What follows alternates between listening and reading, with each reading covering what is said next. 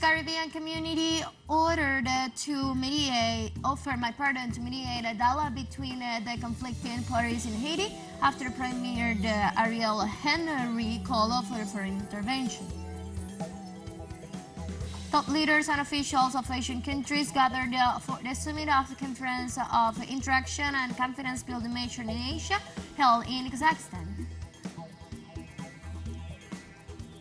The Parliament of Iraq elected on Thursday the Kurdish politician Abdul Latif Radish as president of the country.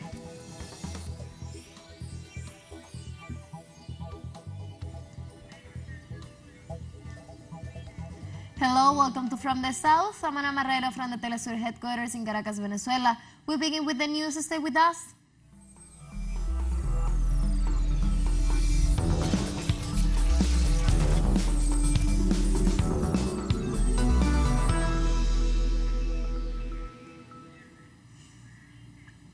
The Caribbean community offered to mediate a dialogue between the conflicting parties in Haiti after Premier Ariel Henry called for the foreign intervention to solve the humanitarian, economic, political, and national crisis. The CARICOM leaders assured that there is a willingness to promote dialogue and consensus building in Haiti to end the political impasse.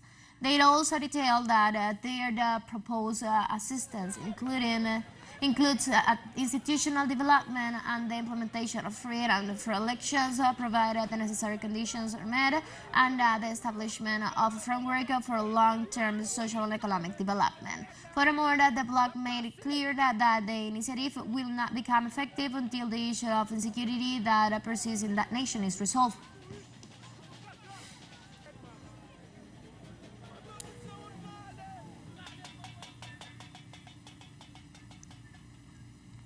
On Wednesday, the Ecuadorian government reported the closure of dialogue tables that sought agreements between the executive and the Confederation of Indigenous Nationalities of Ecuador, CONAIE.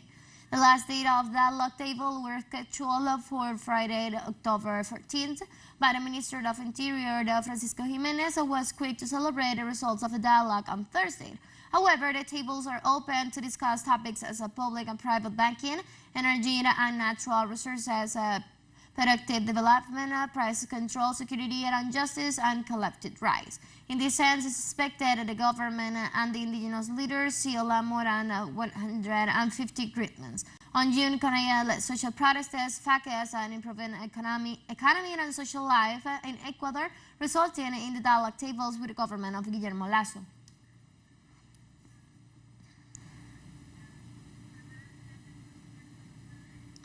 In Colombia, murders against social leaders continue. On a Wednesday, the 143rd murder so far in 2022 was recorded. The victim was identified as Silvio Landazuri Castillo in the department of Putumayo. Silvio Landazuri Castillo was a member of the community council located in the village of Villanueva in the municipality of Macoa in the department of Putumayo.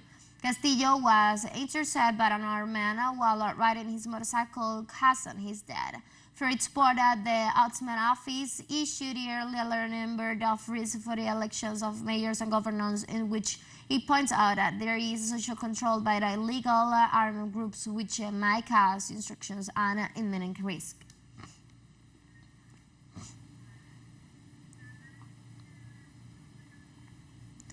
Brazil's presidential campaign continues. On Thursday, the candidate for the Workers' Party, Luis Ignacio Lula da Silva, and the hopeful for re-election, Jair Bolsonaro, go on a trip to the northern of the country searching for votes. The head of Lula da Silva's campaign command indicated that his center barrier continues to carry out several rallies and public acts in capital cities in the state of Sergipe and Alagoas. According to a spokesperson of the Workers' Party, Lula's first tour will take place in the localities of the city of Aracaju and will also be attended by Senator Rogerio Carvalho. On the other hand, Jair Bolsonaro lands in the state of Pernambuco, where he will participate in a series of campaign events in the religious temple of the capital, Recife.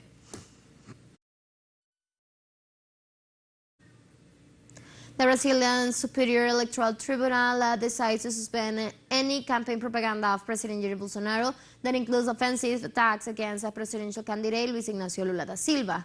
The decision issued by Tribunal's Minister Paulo de Tarso Sanseverino covered any form of publicity subject to a fine of around $10,000 for each release.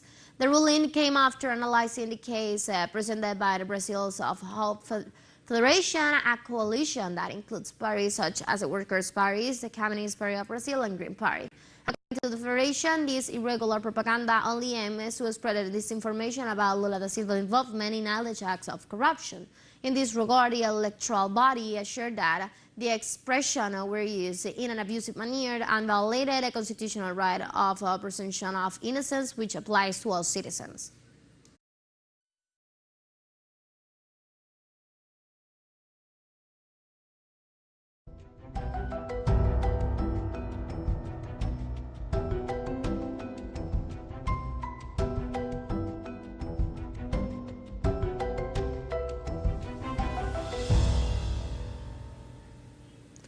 Rescue workers in Venezuela continue to try to locate missing residents of Las Tejerias neighborhood, clearing rocks and mud from the street third day after it was hit by a landslide that killed thousands. Neighbors and rescuers, approximately 3,000 police, soldiers, and other professionals are engaged in the search for possible survivors. Vice President Delcy Rodriguez visited the area accompanied by geologists and informed that the United Nations will visit the town this Thursday. Unusually, heavy rains in the Bolivarian nation caused a major river and several streams to overflow on Saturday, leading a terrain of months that washes away cars, parts of home, businesses, and telephone wires. Experts said that the storm was aggravated by the seasonal La Niña weather system, as well as the effects of Julia, a storm that killed at least 26 people in Central America and caused extensive damage.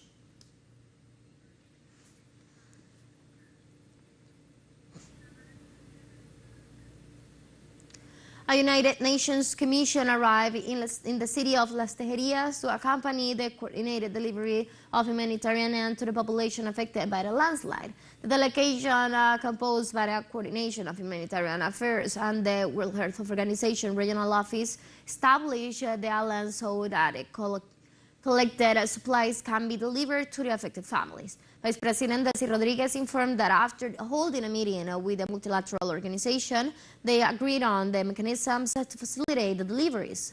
The official also stated that there are the advances to be able to attend to the damage in that community, at the same time that the search and rescue work will be maintained.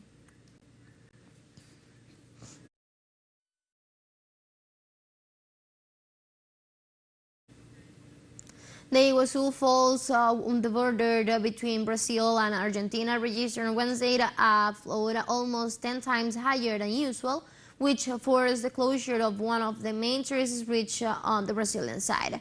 The volume of the falls reached 14.5 million liters of water per second on a Wednesday night, following heavy rains in the southern Brazilian state of Paraná, according to Wemerson Augusto, the park's communications coordinator. The Civil Defense of Paraná reported on Wednesday that 24 municipalities were affected by the severe rains events, with floods that left more than 1,200 people displaced and almost 400 homes damaged.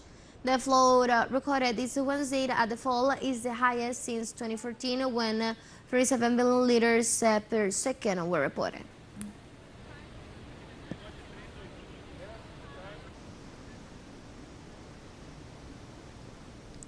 On Thursday, the Ecuadorian Electric Corporation continues to advance with the study of wind's potential and the injured Andean alleys.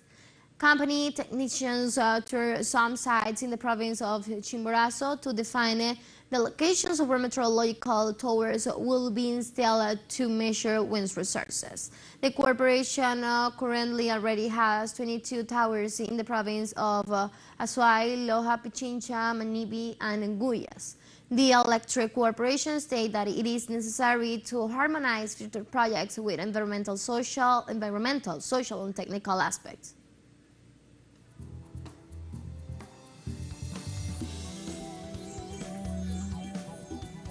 We'll take our very first break now, but first remember you can now follow us on our TikTok account as teleSUR English, in which you will be able to see news in different formats, news updates, and more. Stay tuned for more news.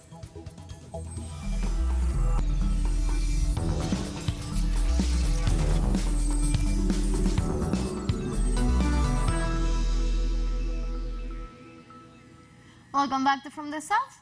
On Thursday, top leaders and officials of Asian countries gathered for the summit of a conference on interaction and confidence building measure in Asia, held in Kazakhstan. Russia's President Vladimir Putin and Turkey's President Recep Tayyip Erdogan met during the summit to discuss the Ukrainian crisis and possible negotiations between Moscow and the West, according to the Kremlin. The CISA summit is condensed every 4 years for consultations, review of process, and Syrian priorities. The President of Serbia, Iraq, Iran, Qatar, Kyrgyzstan, Palestine, Russia, Tajikistan, Turkey, and Belarus, and the Vice President of Vietnam and China are participating in the development meeting.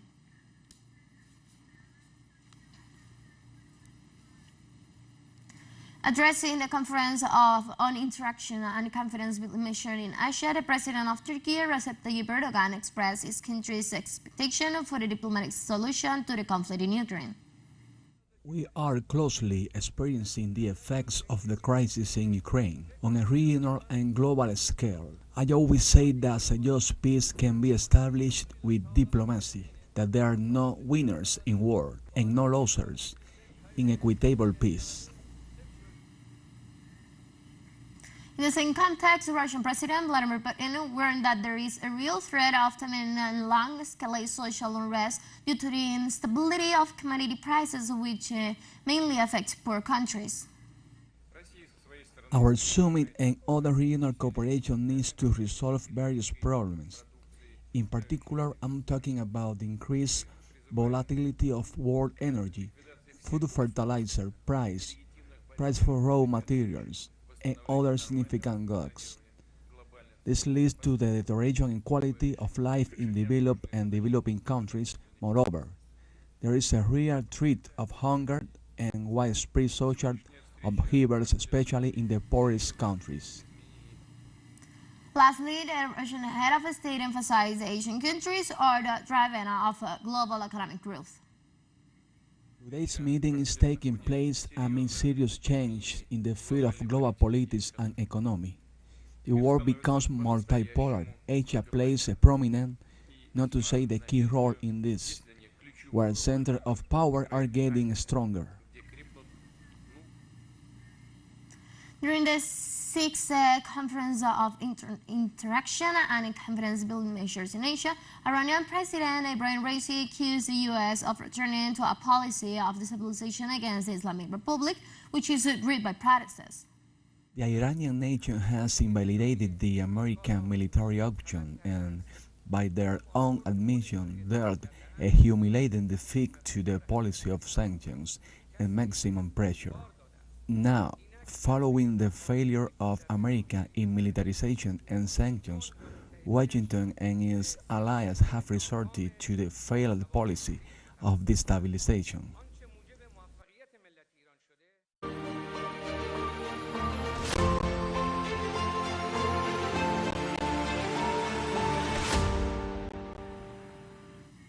On Wednesday, the permanent representative of the Russian Federation to the UN, Vasily Nemesia, defended the plebiscite process by which different regions of Ukraine asked to join the federation against accusation of having carried out an illegal annexation of Russia.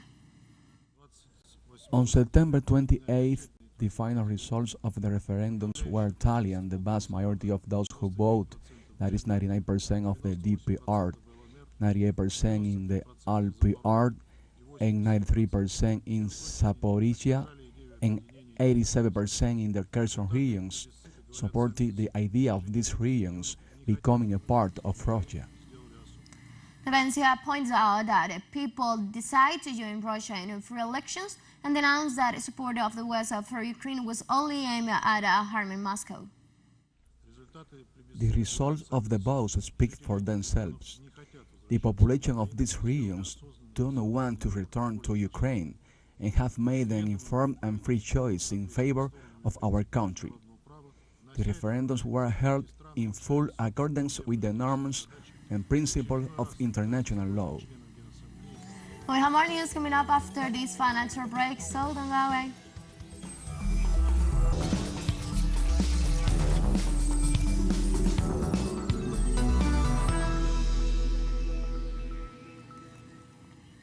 Welcome back. The Parliament of Iraq led on Thursday the Kurdish politician Abdul Latif Kurdish as president of the country. The parliamentarians point out that after 4 processes of discussion in the legislature, this appointment will pave the way for the formation of a new government and will put an end to the year of political impasse. Abdul Latif reaches 78, is an Ukrainian engineer who served as Iraq's Minister of Water Resources from 2003 to 2010. Kurdish will have 15 days to invite a candidate for the parliamentary bloc to join the government. The agreement of Russia's comes after negotiations between the state administration alliance, the Kurdistan Democratic Party, and the Patriotic Union.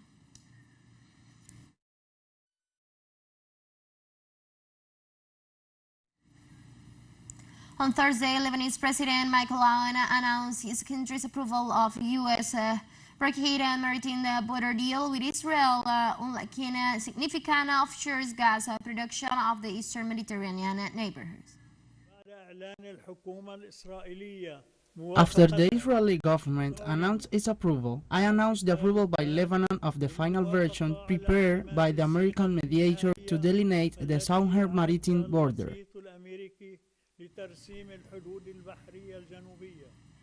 An explosion killed at least 9 people on a bus in central Mali on Thursday, a region regularly rocked by the terrorist violence, according to police and local sources. The bus was struck by a blast on the road in Momti area in the early afternoon. A police officer who spoke on condition of anonymity gave a provisional total of 10 deaths and many seriously injured. Mali is struggling with a long terrorist insurgents that has claimed thousands of lives and forced hundreds of thousands from their homes. Mines and in provinces, explosive devices are among the terrorist weapons of choice. They can explode on impact or be detonated remotely.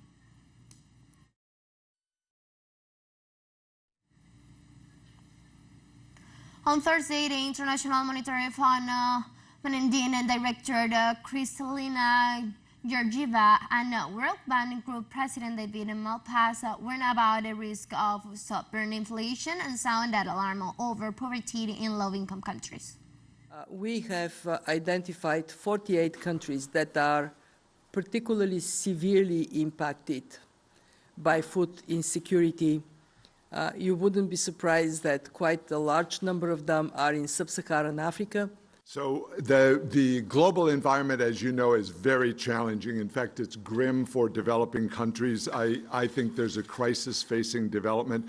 We put out our poverty numbers last week, so showing 70 million more people in extreme poverty and median.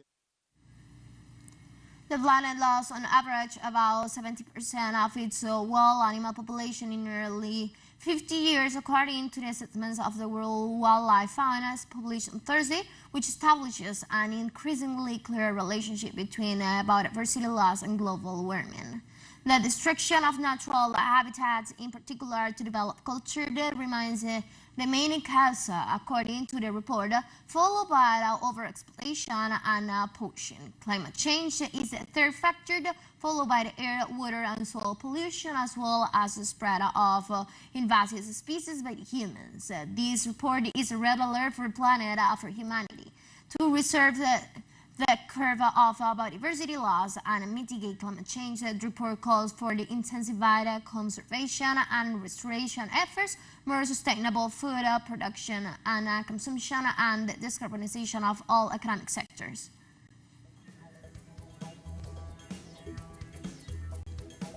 And with that story, we have come to the end of this brief, but you can find these and many other stories on our website at telesurenglish.net. You can also join us on our socials from Facebook, Twitter, and on Instagram as well. For Telesur English, I'm from the South, I'm Ana Marrero, and thank you for watching.